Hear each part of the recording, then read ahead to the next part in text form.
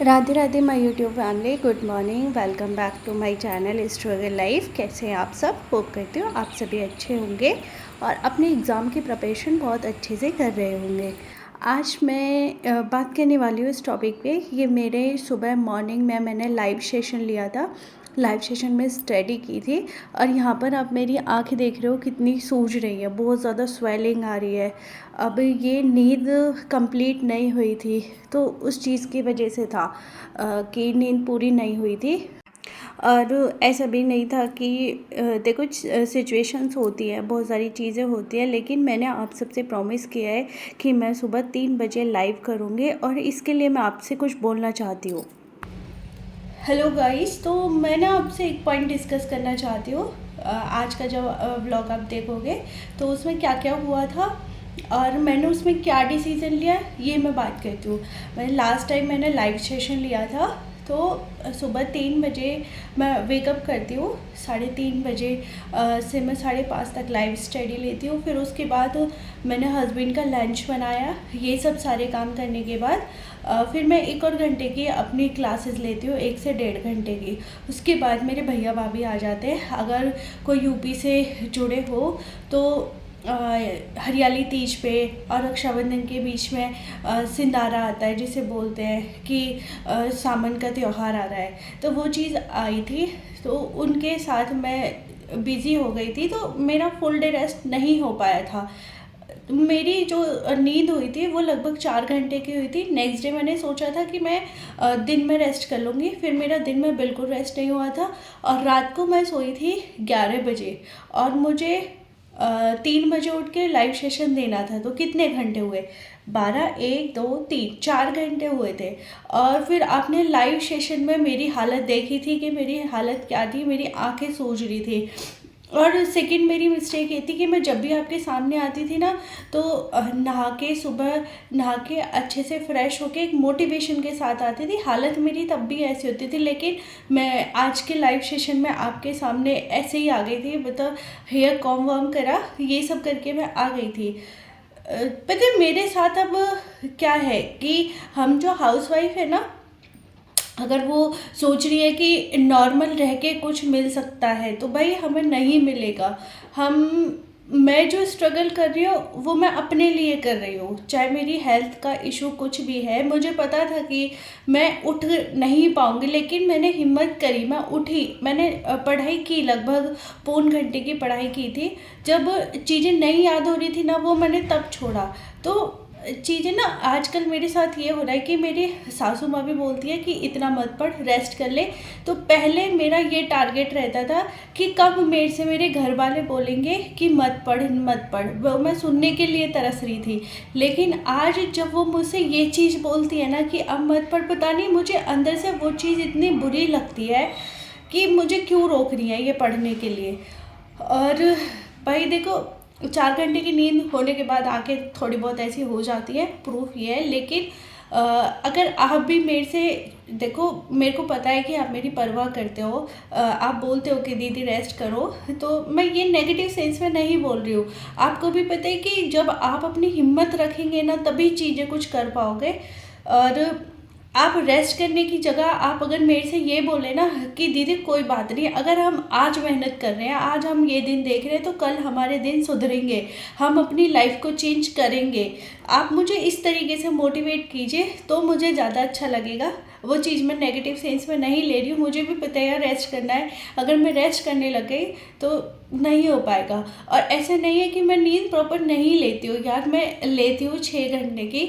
लेकिन मैंने अपनी बॉडी को ना, इससे पहले कंफर्ट जोन में थी, मैंने उसे डिस्कम्फर्ट में डाला। मैंने टारगेट लिया, मुझे 1 अगस्त से अपनी बॉडी को अच्छे से यूटिलाइज करना है और अच्छे से मुझे अपनी स्टडी को करना है। एक प्रोडक्टिव डे मुझे बनाना है 1 मंथ्स में।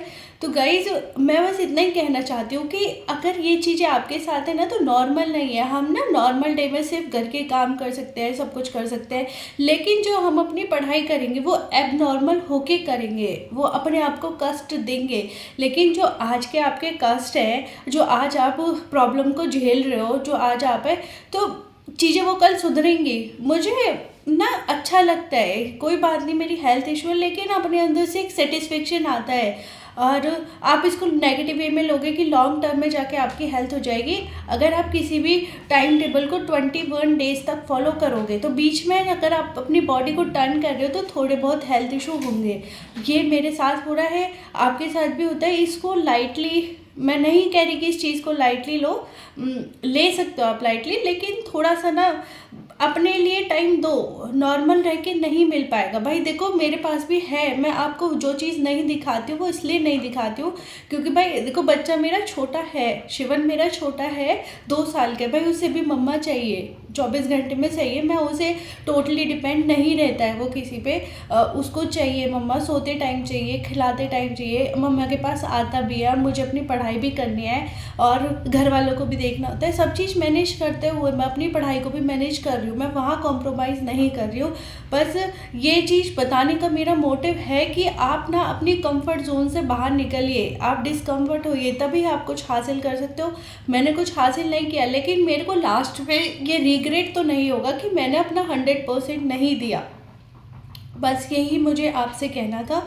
ये मेरा मॉर्निंग का ही शेड्यूल था। सुबह मैं मॉर्निंग में स्टडी कर रही थी, मैं ड्राइंग एरिया में आके स्टडी कर रही थी, थोड़ा सा अपना एनवायरनमेंट चेंज कर रही थी। तो जो मेरी मॉर्निंग की लाइव स्टडी थी वहाँ मेरी लगभग पौनी 2 घंटे मेरी स्टडी हो चुकी थी।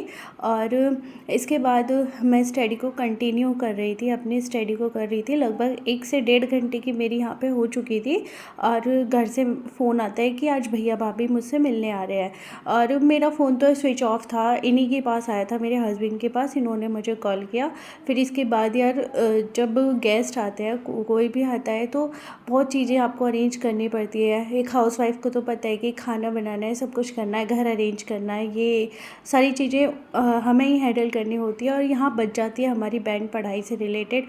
देखो फेस्टिवल है अगस्त वाला मंथ और इसमें कोई ना कोई आता जाता रहेगा, लेकिन आपकी स्टडी ही आपकी लाइफ बदलेगी और आपको ये करनी पड़ेगी। हाँ, अगर कुछ दिक्कतें हो सकती है। और देखो मैं ये वीडियो इसलिए दिखा रही हूँ, मैंने आप सब चीज़ें ये शेयर किया है कि मोटिवेशन आपके अंदर से ही मिलेगा, कहीं और से आपको नहीं मिलेगा। आप नॉर्मली सच में कुछ नहीं कर सकते हो कि आप सोच रहे हो कि नॉर्मल रह के आप कुछ करोगे। थोड़ा सा यार अपनी बॉडी को कष्ट देना पड़ेगा, ऐसा नहीं है कि नहीं देंगे। आज जब हम अपने घर के काम करते हैं तो हम अपनी बॉडी को बहुत कष्ट देते हैं और तब हम चीज़ें करते हैं। लेकिन आप पढ़ने के लिए भी भाई कष्ट देना पड़ेगा। आप देख रहे हो, आप मुझे बोल रहे हो कि रेस्ट करो, पर मुझे पता है ना, आप मेरी हिम्मत बनो, मैं आपकी हिम्मत बनूंगी तो शायद मेरा सफ़र भी बहुत आसान हो जाएगा। और आप मेरी हिम्मत बनोगे तो सच में मेरा सफ़र बहुत आसान होगा। यहाँ वही आ रहे थे तो ऐसे मैंने ड्रेस चेंज कर लिया था और मतलब मैं कंफर्टेबल कपड़े पहन के काम करने में ज़्यादा है और काम थोड़ा ज़्यादा था तो यार कपड़े भी गंदे हो जाते, तो मैंने जल्दी जल्दी काम करना शुरू कर दिया था।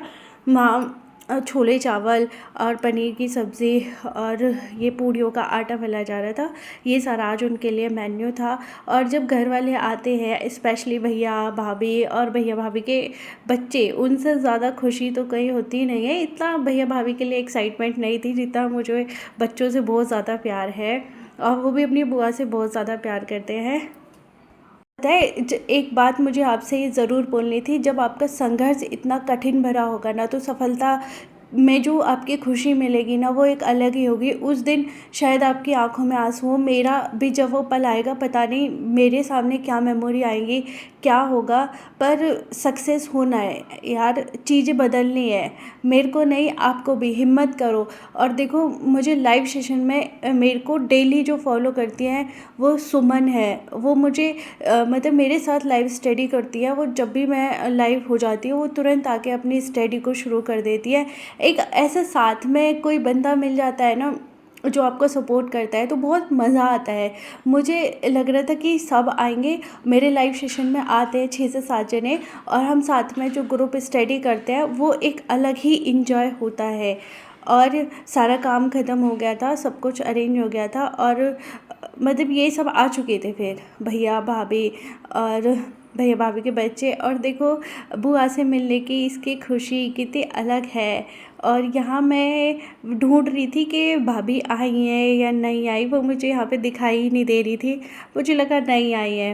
भैया भी आ गए थे, सब आ गए थे, लेकिन थोड़ा सा देखो भैया का लड़का भी आ गया था, लेकिन ये भाभी कहाँ रह गई, ये नहीं आई थी। जब मैंने उन्हें एक झलक देखा तो I am very happy to see that कि हाँ चलो भाभी भी आई हैं। फिर इन सबको खाना खिलाया, सब कुछ अरेंज किया। इसके बाद मैं शाम को संध्या आरती करती हूँ। संध्या आरती करके मैं फ्री होकर अपनी थोड़ी सी स्टडी और करती हूँ। लगभग 1 से 1.5 घंटे ही हो पाती है, और इस तरीके से मेरी जो स्टडी होती है लगभग 6 घंटे होती है। और मैं सीरियसली बताऊँ ना, तो ये टाइमर स्लॉट मेरा ना, ये वाला फ़ोन बहुत ज़्यादा ख़राब हो रहा है। ये कभी मेरी स्टडी को 13 घंटे दिखाता है, कभी ये दिखाता है। ये मैंने रीसेट करके दोबारा स्टडी करी थी। आपको आज का ब्लॉग अच्छा लगता है तो please like share and subscribe my channel.